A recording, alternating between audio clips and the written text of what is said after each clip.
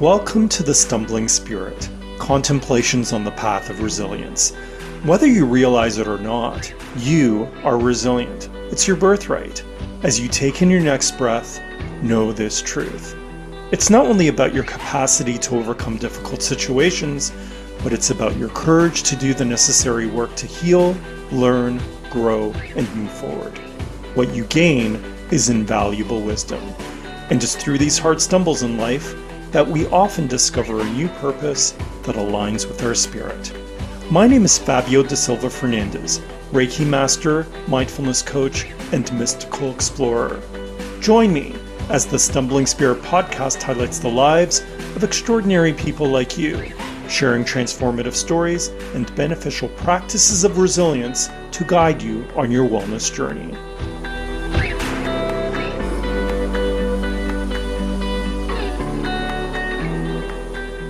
So far, 2026 has been a year of shocking headlines, with Minneapolis, Minnesota dominating many of the news stories. Masked federal officers have overtaken city streets, conducted raids at homes and businesses, made hostile arrests at gunpoint, and executed innocent civilians. While the U.S. government claims to be targeting what it calls the worst of the worst criminal aliens, it has victimized and demonized undocumented workers and immigrant families, many of whom are people of color without any criminal records. Meantime, anti-ICE protesters continue to be gassed with pepper spray and shot at with rubber bullets. My next guest, who we'll call Julia, is a resident of Minneapolis, a community organizer, and part of the resistance movement against immigration and customs enforcement. Julia is here to talk about her advocacy and what's really happening on the ground in her home state of Minnesota. It's a pleasure to welcome Julia. Hi, Julia. Hi there. Just a quick note to my listeners, my interview with Julia was recorded on February 6, 2026. Since then, U.S. Border Czar Tom Homan announced the end of Operation Metro Surge in Minnesota, and while thousands of ICE agents have left the North Star state, a sizable ICE presence remains. Meantime, surge operations continue in other states across the U.S., including California, Illinois, and New York.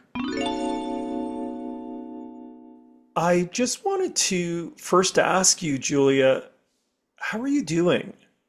It's funny, we are habitual in asking that question when we see people. And, here I think there's like the underlying, caveat of all things considered. I'm doing okay, or like I'm physically all right. I'm pretty healthy. But generally, I think collectively in Minneapolis, we're not okay. Like, this is not normal. All the things that you said in the intro, just to hear all of that, just reminding what all is happening in the place that I live and living through an occupation like this. Like, yeah, I'm not really okay, but I am getting by, I guess, day to day. And I'm finding a lot of joy and solace in connecting with community. I think that is like what is getting me through all of this.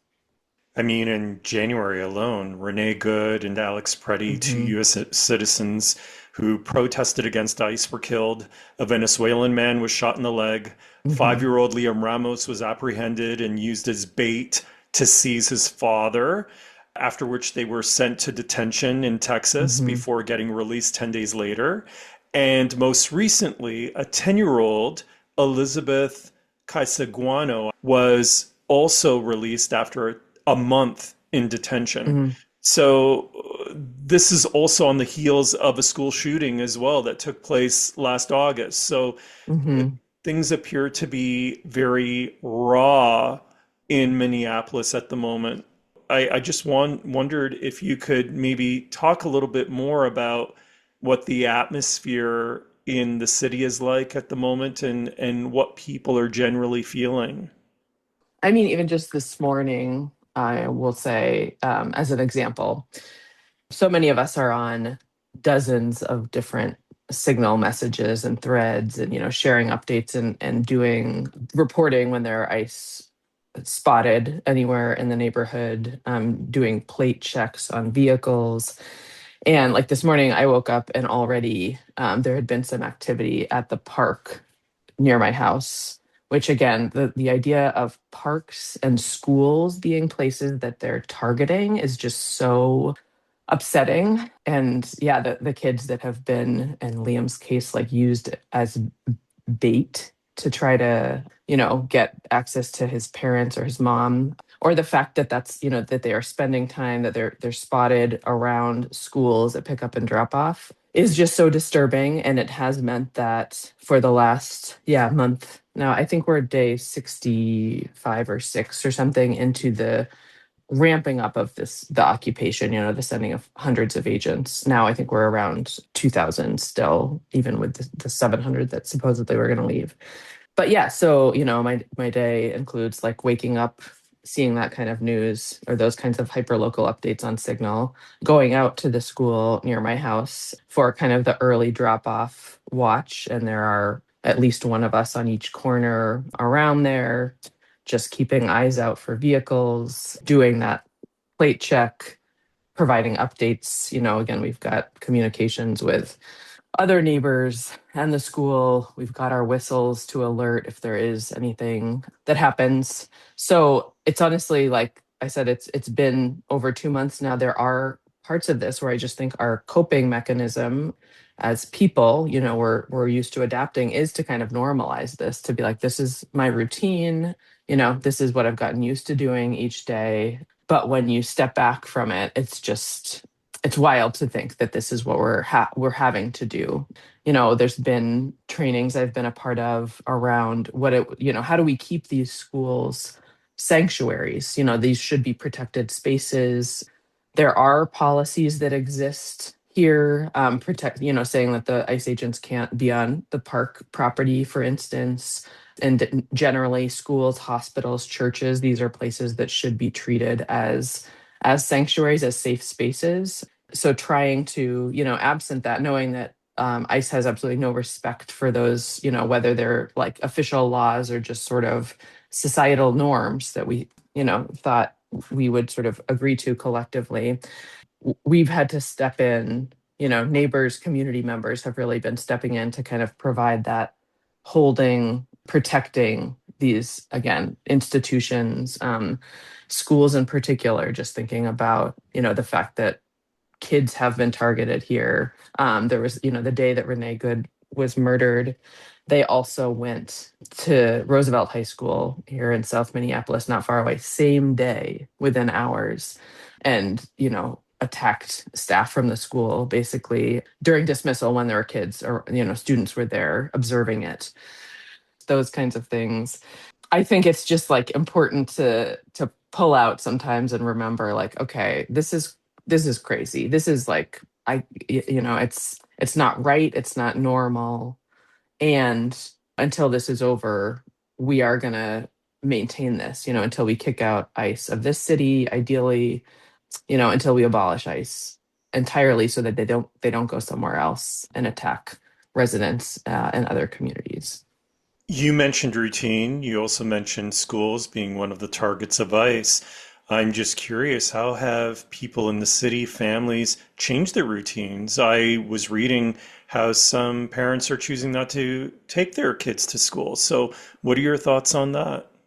I think that, and I'm not a parent myself, but yeah, knowing other parents, I think there's sort of a risk assessment, right? There are those white families, US citizens, obviously feel less at risk, although none of us are safe from ICE. But parents have to kind of make that decision. And yeah, in some cases, quite a few families, I think it's depended from school to school, but at least, I think they're saying an average of about 20% of students in Minneapolis schools aren't coming in person, and they extended online learning through the remainder of the school year. And for the days right after Roosevelt was a target, they did close Minneapolis public schools for a couple of days. So yeah, I think that parents, are making those decisions. Schools have also been such critical hubs for resources for families, and so for groceries, something that has been established at a lot of these schools is rides, setting up rides for families who don't feel comfortable driving themselves or their kids to school. And so there's a lot of other parents from schools or other neighbors and community members who are driving kids to and from school in order to get them there safely, so that the parents don't feel like they're being targeted. So that's a real change. I think there's a lot of, we talk about the ways that this is both heartbreaking, but also heartwarming in terms of the relationships that are being built, connections across cultural and other difference, in the ways that people are showing up and caring for each other. So I think that's a new dynamic, or there's just a increased closeness within the school communities too, in terms of the ways that different families are supporting one another. So, just for my listeners, ICE's presence in Minnesota is a result of the U.S. Department of Homeland Security's Operation Metro Surge, Mhm. which was launched in December 2025.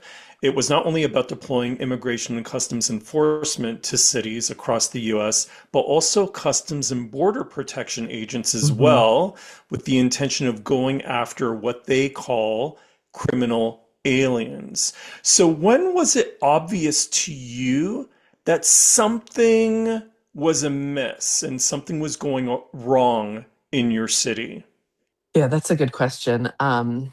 I've been thinking back to even back in October, like even in the fall, there had been quite the ICE presence in Chicago had really ramped up. So we were aware of that and sort of tracking what was happening in Chicago, knowing that they were using whistles as an effective way to like draw a crowd when ICE was spotted. And so we did a training again in the park here and a whistle distribution event, just really informal. It was outside, but like 300 people showed up, kind of in anticipation if something like this would happen. And I will say, back then, I really had a hard time imagining that this could become a reality. It's just hard to, having not lived through anything like this before, hard to really picture what an occupation looks like. And then, yeah, I think it was like early December that the kind of first ICE agents started showing up in Minneapolis.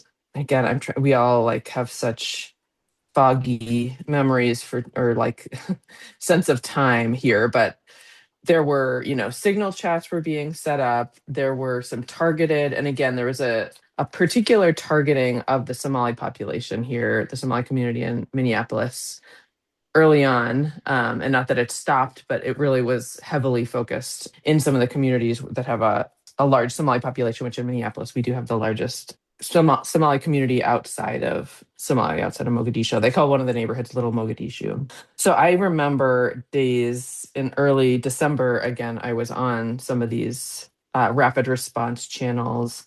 I happened to pass through one of these neighborhoods on my way to work and would get, saw an alert about the presence of ICE targeting a particular apartment building in the Cedar Riverside neighborhood, and like getting off the train and running over to see, and it was not the large numbers of ICE agents in the same way at that point, and they were being very like trying to be very quick in and out and moving around a lot so that it was hard for people to track and kind of intervene.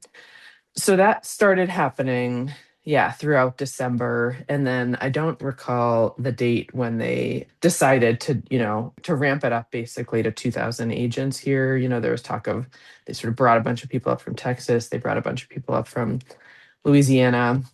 And like I said, the numbers are still pretty close to that. We're maybe a little bit past the peak, but we still have enough agents where it feels like it's, at least in my neighborhood, there's still, it is not uncommon to see multiple ICE agents a day. Obviously, some people are like intentionally following and tracking folks, but even just like, again, on my residential street, a couple times a week, maybe you'll see an ICE vehicle, or there'll be like a convoy of them. And some days are busier than others.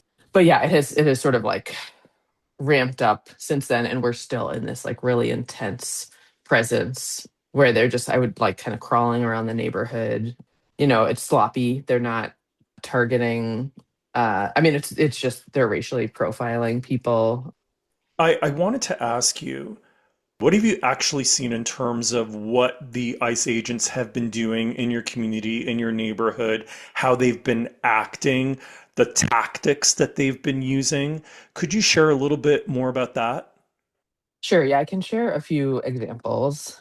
I mean, just in the last week, there was another presence of ICE vehicles. I think it was Sunday morning. Yeah, it was a Sunday morning, which again is just wild to me. Before 9 a.m., we woke up and there was already conversation about an ICE vehicle at the park building in Powderhorn. And, one vehicle, people started coming out, from nearby houses. A couple other vehicles showed up. It really just seemed like they were there to agitate people, like there was no, I mean, it wasn't near any home if that was, where they were trying to find someone.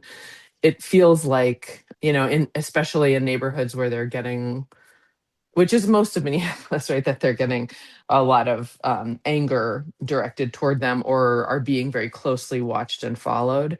They're just like easily agitated by that and very quick to escalate. So in this case, originally it was just the vehicle with agents in the car, and then they got out of the vehicle, and lots of people were there whistling and yelling at them, and they deployed tear gas and flashbangs. And this was before 9 a.m. on a Sunday morning in a park. So, yeah, that's the kind of behavior we're seeing. I would say the other particularly memorable day for me was, again, when Renee Good was murdered. We live 8 or 9 blocks away within walking distance. And after we heard that news, we walked over, a couple hours afterward, and there was a huge crowd gathered and a lot of ICE agents still just staging around the area. And at one point, just a couple blocks away, we started to hear whistling, and were reminded they were still they were abducting someone. Like they were still doing this despite having just murdered someone in this neighborhood. They were trying to carry out an abduction just blocks away. And so folks headed that way. But I also, just in walking over there, there's another elementary school very close. And there were just agents kind of crawling all around this school. And again, the targeting of schools is just horrifying. It's interesting. We learned a lot from Chicago about kind of what to keep an eye out for, but the ICE agents tend to be in like kind of homemade, like, they clearly cobbled together some uniforms that have a police vest on, and maybe they'll be wearing some kind of camo, and Border Patrol is a little bit more kind of official looking in that they have like the same uniforms at least. But yeah, I just remember on that day seeing like men with guns in their camo gear, just like standing guard, I guess, around the area. And I don't know, it's all just a reminder of like, no, this is an occupation and they feel really aggressive toward us. I think that someone else was making the point of like, just given that, they're basically all from out of state, they've been sent from other states for the most part. There is no sense of like this being their community or having any empathy in that way for us. It's just like hostility, easily agitated, and like a little jumpy, a little quick to deploy some of these, less lethal, but in some cases lethal weapons. I want to ask you about that. You raise a really good point. You say that these ICE agents are out of state, they don't really know the community.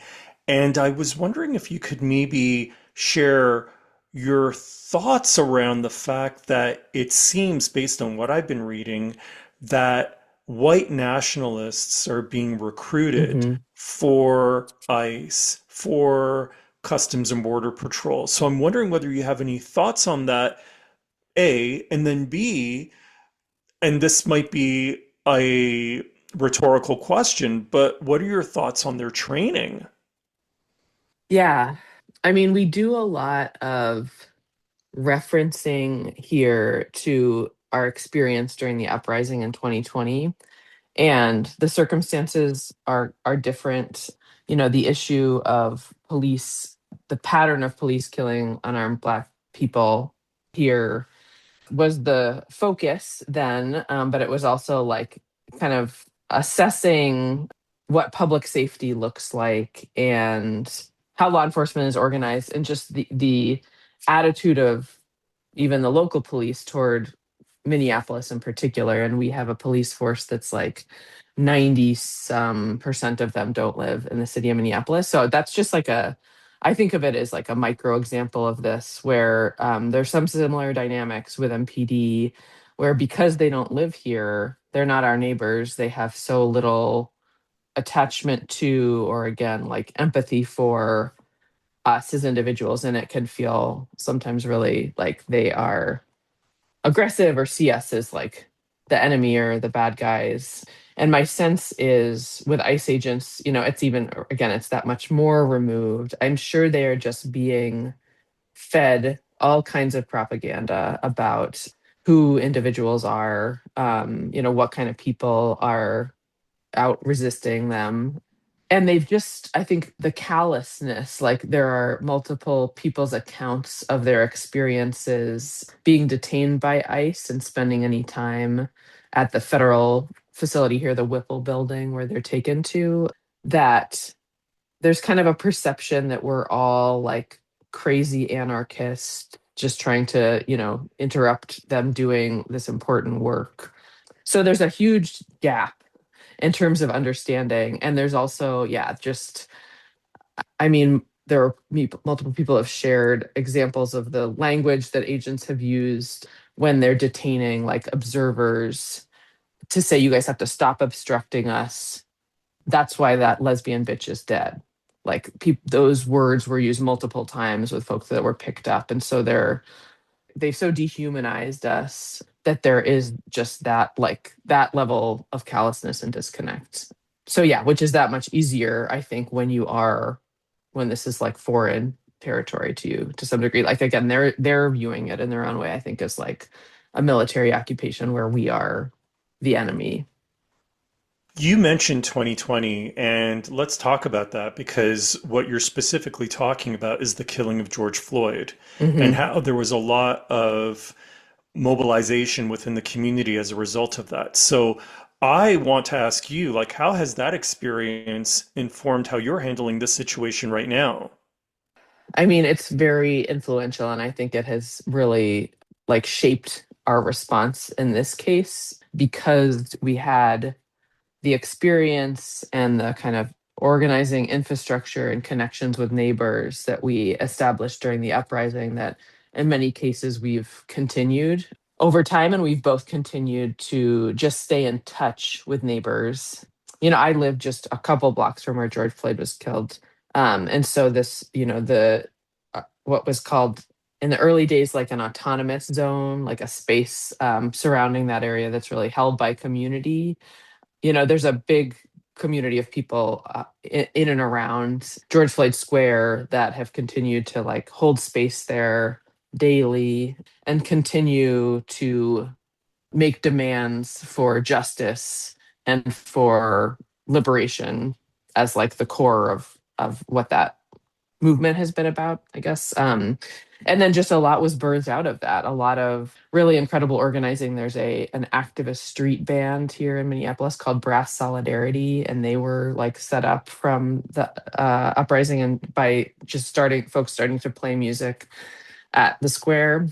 And then yeah, I've got 200 of my neighbors in of our nearby blocks in a signal chat that we've continued for 5+ years. So we've been like getting to know each other, and in the less eventful times it's like, whose dog is this, that got out, or like, can I borrow some basil for, I'm cooking, or just kind of normal neighborly stuff. But it does mean it was that much easier for us to just reignite the groups that were really on the ground on the front lines during the uprising, and build upon that foundation, that infrastructure of organizing that was set up.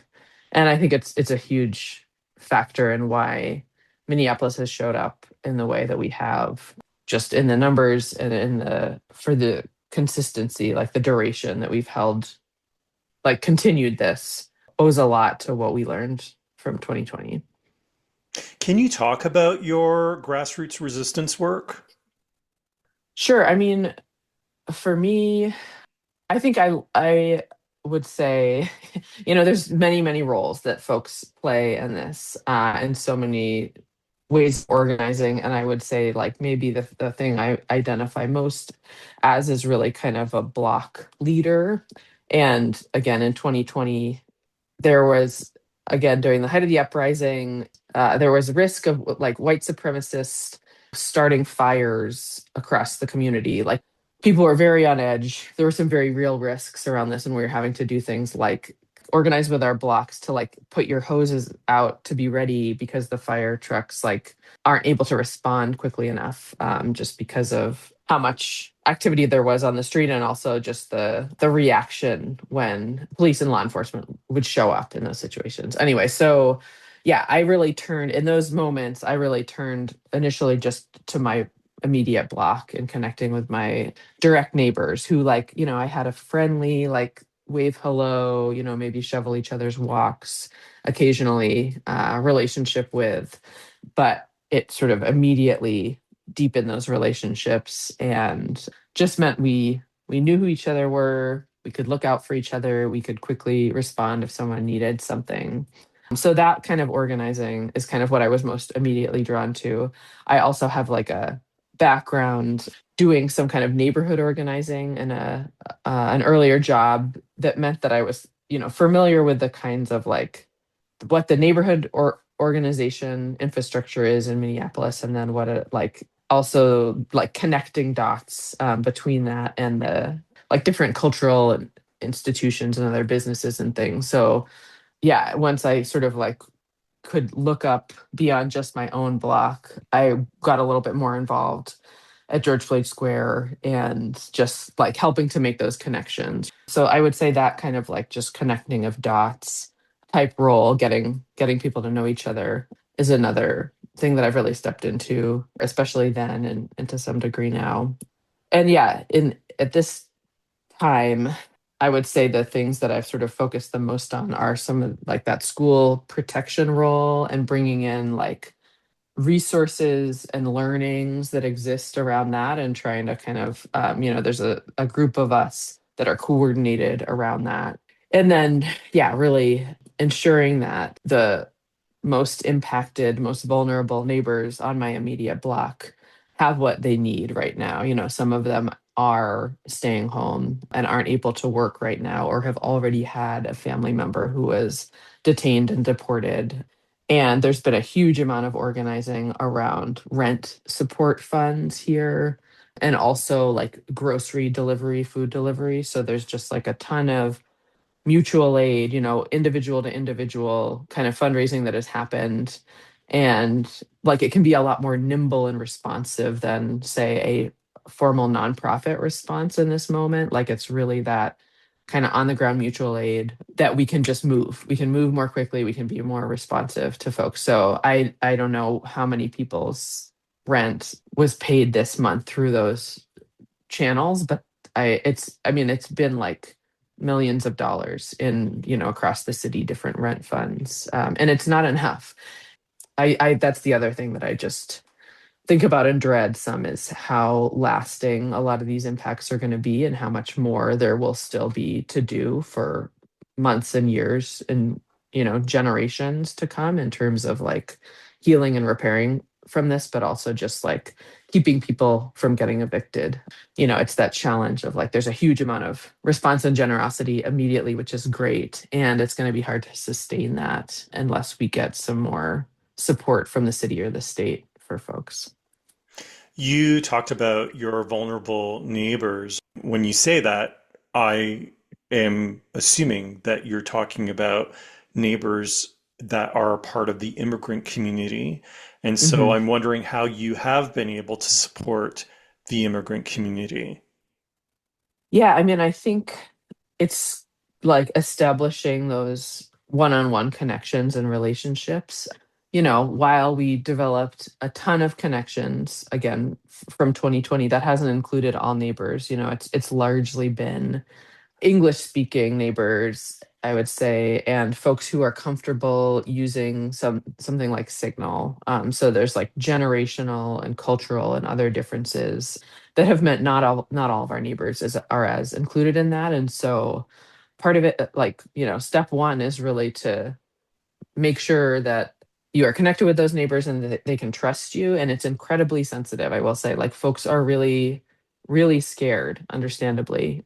And it's a lot to ask to like give your personal information, not some degree of information in order to connect you with your Venmo so that we can send you some money for this. Or like, there's folks are in really difficult and desperate situations in a lot of ways, and it's a lot to ask given the fear right now to like let folks in that way. And so yeah, I've just been trying to be sensitive, but also someone else was describing it as like aggressively helpful or just like continue to offer support, whether it's like originally just dropping off letters, knowing that folks aren't necessarily wanting to answer the door right now, or finding other connections to kind of get in with or in touch with some of those neighbors. And then from there it's like, yeah, connecting them with rent support that exists and grocery delivery, like knowing that there's a bunch of the food shelves that are doing direct grocery delivery, or there's just like a ton of additional, like it feels like every restaurant in Minneapolis you go into now, there's like a little food shelf or something, like everybody is participating in some way. So getting that kind of resource to people, driving folks, again, that's not the role that I have had, but my partner has been driving, some students and folks to work or immigration appointments. So yeah, I think that kind of support. And yeah, and it's really, I think that's really sobering and important to remember who is sort of most at risk and most directly impacted in this, because I think it's just a really different experience, right? We're experiencing this in such different ways. When I can feel comfortable leaving my house, doing all of my regular business, getting to meet more neighbors and feel more connected with community, while other folks are feeling that much more isolated. And so, yeah, wanting to like give that support and some sense of safety to people to be able to get through this. You mentioned Signal. I was looking online, there's something called Ice Tracker. So I'm wondering whether you could talk a little bit more about the tools that you use within reason. Obviously, I don't want you to divulge anything that's sensitive, but if you could share a little bit about the tools that you're using to alert the community about ICE's presence. Yeah. I mean, well, the best, most basic one is whistles, right? The whistles are like so simple and so accessible and effective at hyper local alerts of when ICE is there. It's like the most, if I can hear a whistle, I know it's that much closer to my house, and there's a need for immediate response, and I'm just like that much more likely to just go outside and respond. Whereas if it's like, if you're seeing all these updates over Signal, it can be kind of overwhelming. But this is like highly localized alerts. So you see lots of us outside all the time wearing our whistles. There's a lot of, tracking ice, following ice in vehicles. And I think, again, there's things that we learned from how that was set up in Chicago in terms of like using calls on Signal to, when folks are out driving around, to be able to like in real time give updates on what they're seeing. Yeah, just be responsive in that way. And then yeah, lots of like just different versions of use of Signal, I guess. Whether it is just, channels that are set up truly like alerts, like just a one-way, communication of only the most nearby and verified presence of ice that requires response, and then a lot of other ones that are just discussion and coordination.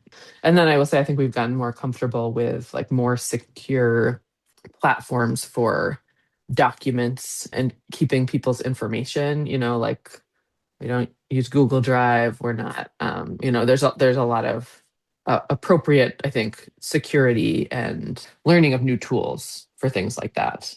And there's a lot of talk of like vetting people. That's a big challenge right now, I would say, because we know that there actually has been ICE, infiltration of different signal groups and other platforms.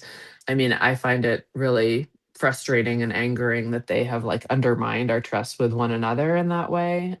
But it just goes back to, again, like to the whistle, like just in person meeting people as the way to, like, the best way to kind of vet and know that this person is safe and trusted or vouching for one another. So again, it goes back to, I think, like just really your basic old school, like one-to-one relationships, who you know and who you know in real life in particular.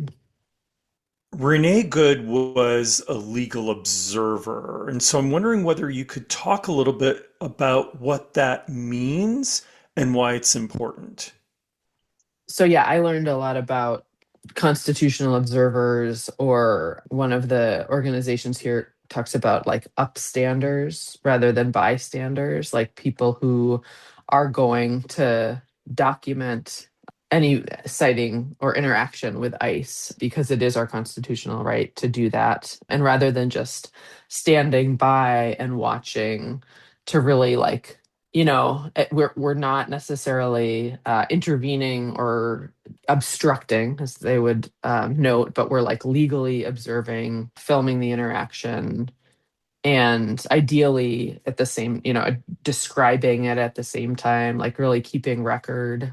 There's a whole lot of information that's being collected. The state attorney general's office, ACLU, like many people are collecting these recordings and information in hopes of one day holding them accountable for this, like really demonstrating all the illegal activity, the illegal ways that ICE has been operating in our city. And so, yeah, the role of like a constitutional observer, legal observer in that is just doing that documentation and collecting that record. I mentioned the murders of Renee Good and Alex Preddy. How have their deaths marked your community? I mean, one thing that I think about, again, referring to 2020 and the memorial that's been maintained since then to George Floyd, very close to my house. There's now something very similar set up on Portland Avenue where Renee Good was killed, and another one on Nicollet Avenue where Alex Preddy was killed. So it's this like the fact that our city has three of these memorials that are like taking up street space, like as really significant markers of really heartbreaking events that took place in our city, is just a reminder of how heavy it is, like just how much we are going through, and also like reminding us of the humanity of these individuals. And we visited Alex Preddy's memorial for the first time just this week, and his scrubs from the VA are, someone set them up there, and his like white jacket from University of Minnesota Nursing School, and a poster signed by a bunch of the people who, like, students at the high school that he went to in Wisconsin. Just a lot of like really moving offerings. And we talk a lot about offerings at George Floyd Square too, just the things that people bring, that illustrate how this has impacted them, or like what this means to them, in addition to paying respect to and honoring the person who was killed. But yeah, three memorials to folks like killed with impunity on the streets of Minneapolis. It's just, again, I don't know how long this is going to last, and I don't know how we're going to recover from all of this, but we're certainly like honoring the humanity of each of these individuals. I'm just curious, have you met any of the family members who have gone to ICE detention? What can you share about the conditions at these centers? I have not personally heard accounts of folks who have been sent about the detention centers outside of Minnesota. I can speak to like what I've heard from folks at Whipple here, where folks are at least held initially, which is being used as, yeah, a detention center, but I guess like sort of a temporary detention center. So it wasn't built for that, but it is being used for that. Yeah, I mean, I know a few folks who have been detained and sent to Whipple and released. And these are primarily like white people, US citizens, but who were detained while observing ICE. And again, that like the dehumanizing of them as individuals by ICE agents is a pretty common experience. And within Whipple, just, there's a separate area for US citizens. And so there's that like clear distinction and separation already. And you sort of know who's going to be released and who's going to be sent somewhere else. And that's like palpable, the desperation of the folks who aren't going to be, like likely know that they're not getting out from here at least. And they are increasingly trying to shorten the time that they're held at Whipple before they're sent out of state so that they can, again, avoid legal intervention that might help to protect people. So yeah, I mean, it sounds even here. I think the conditions are that much worse in other states, but here, just like no easy access to a bathroom, not being fed, not always having their access to a phone call. Only if you've got folks that are really relentlessly working to get you released. I mean, it takes that level of just continuous pressure, I think. And it's easier to find some people than others just in that system to even know how to get folks released. So, yeah, I mean, I think it's a really sobering view of how they're treating especially those folks who they think they can pin something on, or they think that they can, despite whatever papers or documentation folks do have, trying to get them quickly to another state where there'll be even less respect for any of that. And, in their case, a friendlier to ICE kind of judicial system. Yeah, I was reading how horrid the conditions are at the detention centers, particularly in Texas, where they are not providing food. As you said, that is an Hmm. experience that you've heard as well locally in the Minneapolis area. Hmm. But in Texas, lack of food, lack of clean water, Hmm. no access sometimes to medication, needed Hmm. medication. And I was also reading about how in one of the centers, there's a breakout of measles at the moment. Yeah. And Yeah. then also, of course, there are reports of abuses of power as well. So it's quite shocking Hmm. and at the same time, sadly, unsurprising, just given the circumstances of the situation. But it's Yeah. still shocking that, these Hmm. conditions are just so inhumane. Yeah, and I mean, I don't think it's inaccurate for folks to, start referring to those as more like concentration camps than, just detention centers. Like the number of folks that have died in detention is in the dozens at least. So, and the plans to build more and more of them, is just really sickening. You know what's also really bizarre is that more than 70% of those held in detention don't have any criminal records. And I'm like, Hmm. why are you holding Hmm. these people? It doesn't make any Right. sense. Yeah, it turns out it's not about that, I think. Yeah, it's much more of a racial cleansing type. I mean, it's really just a complete dehumanizing of anyone who is an immigrant or advancing a real, yeah, white nationalist agenda. To my listeners, what are your thoughts on my conversation with Julia about ICE and what's going on in Minneapolis? I'd love to hear from you. Just DM me on Blue Sky at thestumblingspirit.bsky.social. So now I have some questions around what is going on politically within Minneapolis and Minnesota in general. I'm just curious about your thoughts on how Mayor Jacob Fry and the Chief of Police, Brian O'Hara, have been handling the situation. I have been quite disappointed. And some of that, I will admit, is colored by not having a very favorable view of the mayor since his election in terms of what he has actually done to take meaningful action to like use every tool at his disposal to try and resist this.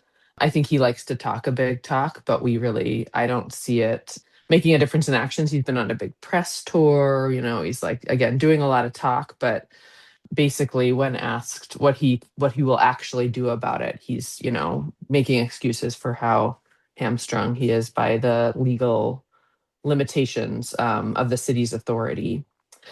So yeah, it's felt like from the mayor's office and the chief of police that they are not on our side, really. Like, I give the example just as a literal symbolism of that.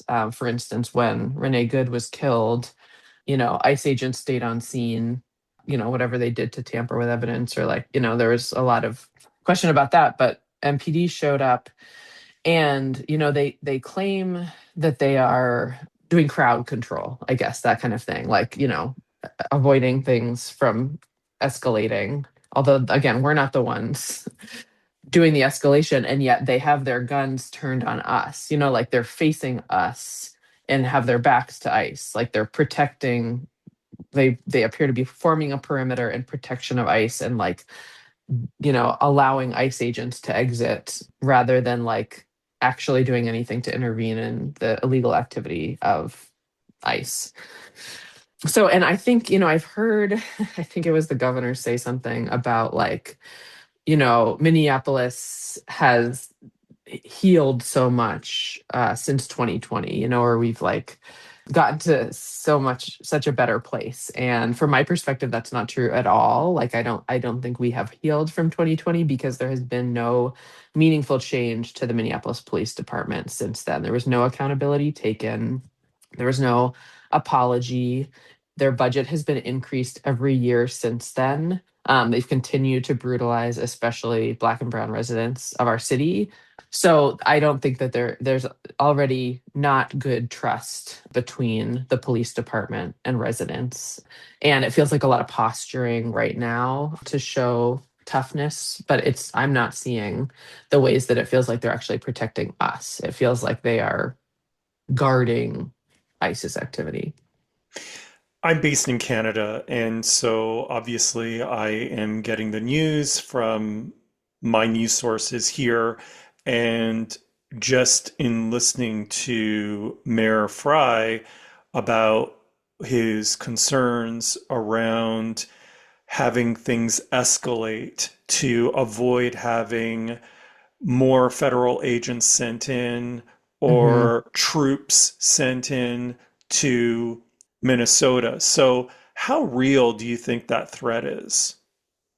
I mean, I don't know entirely. I guess I understand that needs to be some kind of calculus of that, and like from the way that the administration has acted, yeah, that there would be like a one for one. Like, if we escalate to National Guard, they're going to bring in the U.S. military. Like, I would hope and sort of expect that the U.S. military would not want to actually take on their own people, right? Like, they wouldn't actually want to fight against a US city. Like, I would hope that they wouldn't, not that they have never been deployed in that way, but I imagine they really try to avoid it.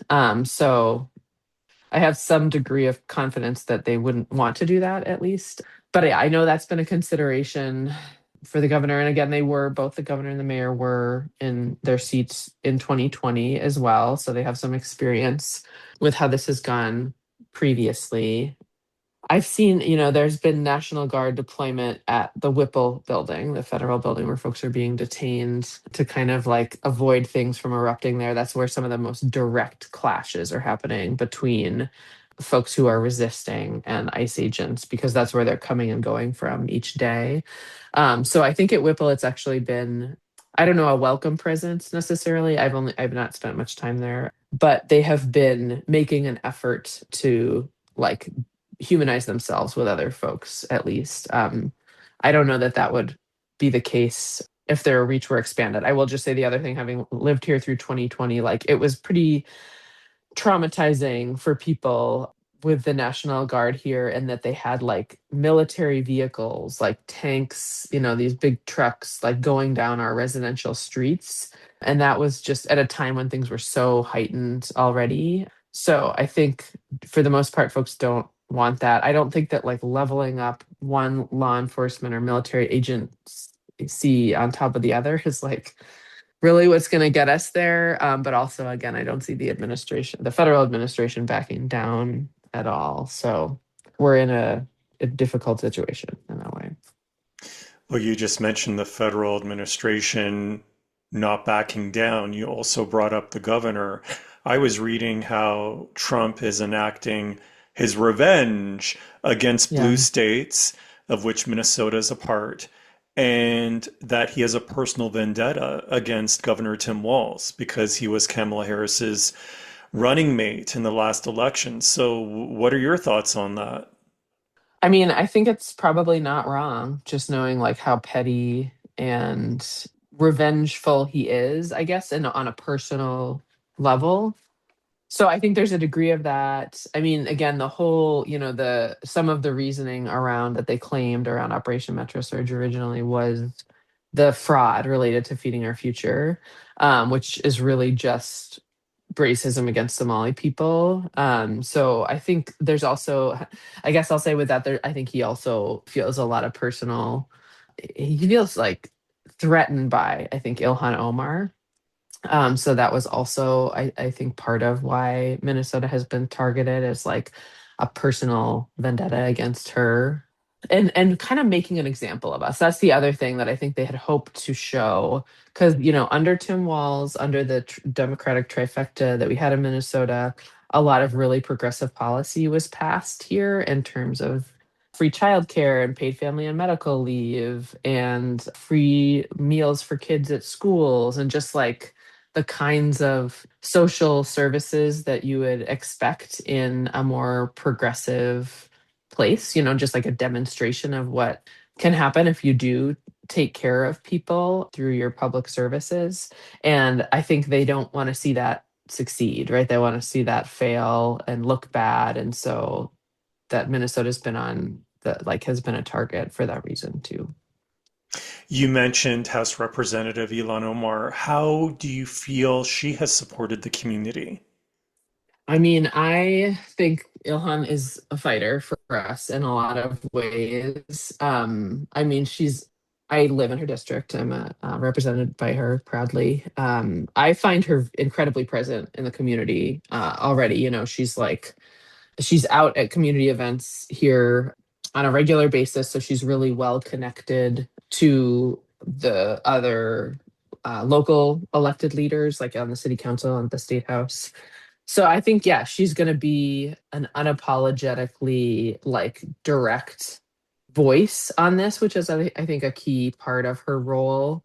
She held a town hall recently where someone tried to spray some kind of liquid on her that I think ended up being something pretty benign. But, she's not a stranger to being a target for things like that, and yet she still shows up, and in that case, like, shows up in a community center in the neighborhoods, like she's not afraid to be here on the ground with us.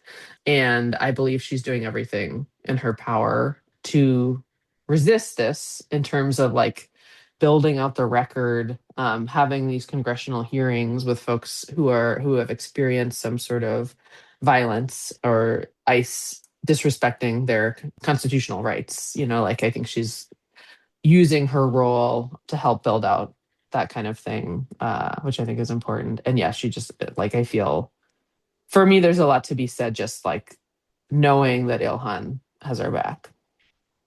Well, as you know, news stories change really quickly. It feels like there's a breaking news story every 5 minutes. But I was reading yesterday that Trump has decided to withdraw 700 federal agents from Minneapolis. Have you noticed a change? Not really. I mean, the point that someone else was making recently is like, if we're having a quote unquote good day in South Minneapolis and there's low ICE presence here, it's like then Columbia Heights or New Hope or Northeast Minneapolis is having that much more of a presence. So it's still, it varies day to day which part of town they're kind of targeting, but it has not felt like a reduction.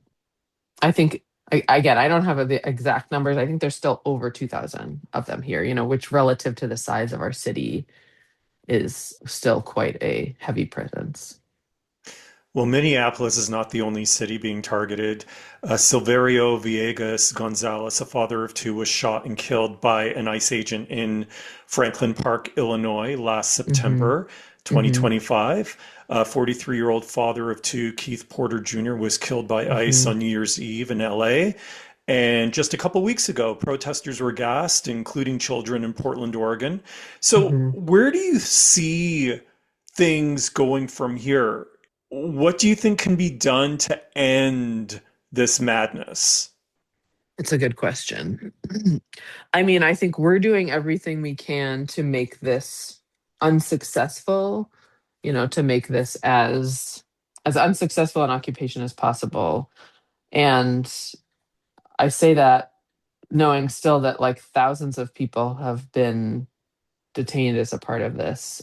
So it's not been without impact, but can we really make an example of show other places what effective resistance can look like and share our learnings and our stories and our systems for that? I mean, our kind of rallying cry continues to be that we need to abolish ICE. Like it's an agency that has existed for less time than, I've been alive and is unnecessary. And so I guess that is a rallying cry and that we will continue the fight, even if they leave Minnesota to, that's like the end goal ultimately. And we kind of have to, I mean, I keep just channeling folks who help us, like the reminders to keep our eye on a better future, right? To like believe in a day that we will not only have ICE out of our city, but we will be that much stronger, a community that is taking care of one another. And we've redirected those resources, to actual services, actual public services for people. So I keep that in mind so as not to lose hope entirely. Like we have to picture a better day, show that another world is possible. But how we actually get there, I mean, I think there's a lot of skepticism. I like to be involved in a lot of local politics. I believe it's really important to show up to have folks that we really want in local office. And I think I do. I'm really well represented on my city council, at our state legislature, at the state senate. And I don't think, so folks are anticipating what sort of electoral power we might have in November, what outcome could that get us? I'm not someone who believes that we can like vote our way out of this, but I do believe that we've got to like use our democratic systems, like do what we can to support and maintain those to make what policy changes are necessary for this. In addition to I mean, so ICE is just like a indication of this rise of authoritarianism in the country overall too. So there's like the, mis and disinformation part of that, and the way that people are being told to believe things that are different from what they see with their own eyes. And so that's a fight that we're going to have to keep up. I have a colleague who talks a lot about this like U-turn metaphor for fighting authoritarianism. And right now we're on the like downward slope. Like it feels like sort of in a free fall, frankly. And the sooner and sort of this more strongly we can intervene to turn that around to get to a better place, the better. But we're really in a pretty serious crisis right now in terms of the descent on that. So I don't have a great answer. I don't have an answer for exactly how we get out of this. What does resilience mean to you? I mean, I think about it. I work professionally in the climate and energy space. So we talk a lot about resilience, climate resilience, which I think applies to a lot of other things too, is like kind of the ability to recover and the speed at which you can recover from crisis or disruption and the ways that you like sustain yourself for the long term. And I think there's ways that we do that individually, there's ways we do that collectively, there's ways we do that systemically. I think that's being tested in a lot of ways for us here, but it's that individual, like community connection for me that feels like gives me the best sense of resilience. It's like the way that we're supporting one another through this. We have a lot of people in our community who are various mental health or somatic practitioners who pretty quickly have started offering their services to people for like healing spaces. And I think that will serve us well, again, knowing that this is a marathon. And then I think that the systems that we're building between community members are going to be that much more useful for future crises. Like this is, we're facing again we're in a poly crisis. We talk about a lot. Like we have a climate crisis, we have the crisis of the rise of authoritarianism. So we'll need that personal and collective resilience. This season, I'm exploring how compassion influences resilience. And I'm wondering whether you have any ideas around that. Yeah, I was thinking about compassion a bit.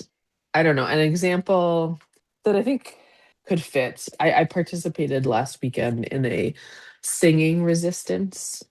There's a group of singers and artists that have put together this, just like, again, fully community led effort to have people get together and sing in different spaces within the city. And so one of the early ones they did is like they walked to the different places, and this has started to be marked around our city, is like someone was abducted here. There's like a sign, and it's a place where someone was abducted by ICE. And so they walked from place to place singing together and to neighbors to kind of hold on and get through this.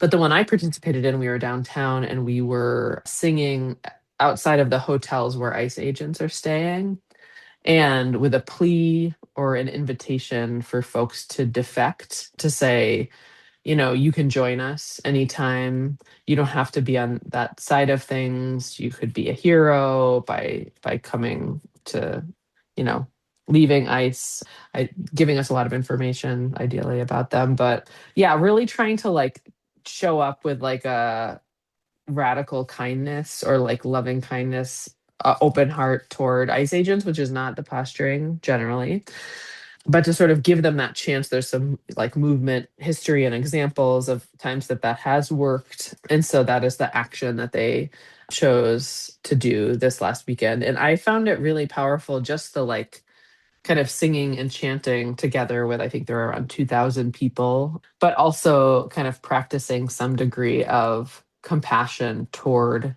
the individuals who have signed up to be a part of ICE, to try to like humanize them to some degree and to like at least maintain that compassion within ourselves so that we're not like completely hardened to this, I think, which is, I think, counter to having that long-term resilience. So yeah, I guess it's that like the like open-heartedness of that degree of compassion. The other thing that comes to mind, there was an artist, a songwriter who had written a song about the way that like the role of heartbreak in this overall, and that in order to achieve that new world that's possible, you have to let your heart break to get there. Like, yeah, one of the lines was, if you don't let your heart break, it'll break you. And I think that's been really meaningful to me too. I think there's like a tendency to numb or disassociate, like just different kind of coping skills to get through this. And it's been important for me to remember to also have that, let myself feel that heartbreak, have that compassion for my neighbors and the folks who are victims of, violence by ICE agents or abductions or detentions. And that is like what will allow us to go on, is to is to not become like entirely numb to this. You mentioned singing. You also mentioned radical loving kindness. What are your practices of resilience? Well, I try to get outside a lot through this. I will say part just the fact of like, that being on ice watch requires you to be outside in a season in Minnesota where it's been incredibly harsh conditions. It's been very, very cold. But being outside together with people, I think I found to be really encouraging. Again, just that like one-to-one connections. We held a candlelight vigil. They encouraged sort of like distributed candlelight vigils across the city the day that Alex Preddy was killed. And we did that in our neighborhood where we just sort of grieved together. We did sing some songs, but we were outside in the bitter cold connecting with neighbors and community. So that's a big piece. We have a dog who is like a good source of joy and also another reason for me to go for walks, but just like the humor and joy of interacting with him is helpful. And then yeah, I'm lucky to have friends who have a sauna. That's a big part for me. I think just like the physical experience of being in a hot space and sweating and with other people is its own kind of like somatic healing experience that helps to get through the cold and to feel, yeah, some of that more personal resilience for the moment. We've covered a lot in this conversation. I'm just wondering if there's anything else that you would like to share. Well, I mean, the other thing that I don't think I mentioned, and it's maybe neither here nor there, but it is just this like, what does it look like to just go through a regular day in Minneapolis and try to do things like work? Like in some ways, and I feel like I've heard accounts of different ways that in other kind of experiences of war, that people still go to work, like they still sort of go about their day to some extent, despite all of this. And we maybe don't have quite as extreme conditions every day, but it still feels kind of weird. And sometimes, like, what's the point of continuing to do business as usual, just knowing the conditions that we're in? And shouldn't we be doing more? Or does it normalize it for us to still go through our kind of day to day? And that's just like something I struggle with or think about regularly. I'm incredibly lucky to have an employer who's like very flexible about this and kind of allows us to tend to our immediate individual and community needs. So I feel less strained by that, but still just mentally, I'm not doing my best work, I guess I'll say. It's like very a distracting time. And especially if you're working with anyone or like just interactions with people who aren't here can be, when you're so thick in it, like just talking, like not acknowledging it, I guess, as a part of day-to-day interactions feels a little like disorienting, I guess, sometimes, or agitating, because it's not like this isn't like on the news every single day everywhere else. If you're not in it, it's goes just with the news cycles. So, but it's also good, like it's good to have conversations with folks elsewhere, both to I think continue to share our stories and get that perspective from elsewhere and give us a chance to kind of process it too, with those who aren't directly in it. I find that to be helpful, so I appreciate the chance to have this conversation. And I appreciate you and the fact that you are open and willing to be able to share your perspective. Julia is a community organizer, community block leader, and social justice advocate based in Minneapolis, Minnesota. Julia, thank you so much for coming today. I really do appreciate it. And stay safe. We're Thank you. thinking of you. I'm thinking of you. The world is thinking of all of Minneapolis and everyone that is under siege in the US. Be well, and thank you so much. Thank you, Fabio. Thank you for listening to The Stumbling Spirit, Contemplations on the Path of Resilience. This is Fabio da Silva Fernandez. Join me again for another episode of transformative stories and beneficial practices to guide you on your wellness journey. If you wish, you can follow and DM me on Blue Sky at thestumblingspirit.bsky.social. Until next time, take a deep breath and another step forward on your path of resilience.